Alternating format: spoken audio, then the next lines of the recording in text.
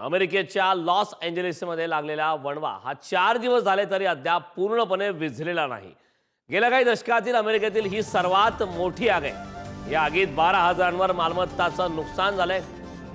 12,000च्या वर मालमत्ताचं नुकसान तरी झालंय किंवा जळून खाक झालंय। ज्या भागात आग विझवली गेली आहे तिथं केवळ राख आणि जळलेले बंगले पाहायला मिळतात आणि मालमत्तांचे सांगाडे दिसतात। 1.5 लाखांवर लोकांना सुरक्षित स्थळी हलवण्यात आलंय, ते अजूनही तिथंच आहेत। आगीत होरपळून 12 जणांचा मृत्यू झाला आणि हा आकडा आता वाढण्याची शक्यताही वर्तवण्यात येते। या आगीत थोडं नव्हे तर $50 बिलियन म्हणजे भारतीय रुपयात बोलायचं तर 4.25 लाख कोटी रुपये इतकं नुकसान झाल्याचा धक्कादायक प्रकार समोर आलाय।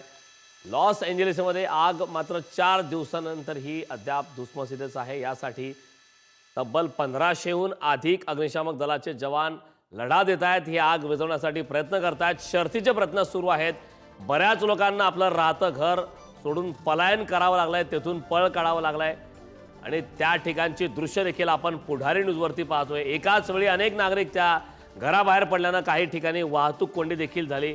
बऱ्याच नागरिकांनी हजारोंच्या संख्येने समुद्राकडे येण्याचा प्रयत्न केला, समुद्राच्या बाजूला आश्रय घेण्याचा प्रयत्न केला। मात्र इतिहासात नव्हे ती इतकी भयंकर अशी विध्वंसक स्वरूप आग आपण पाहतोय। काही भागात आगीवर नियंत्रण मिळवण्याचं कळतंय, मात्र वणवा मोठ्या प्रमाणात पेटलाय। 12,000वर मालमत्ता जळून खाक झाल्याचं कळतंय।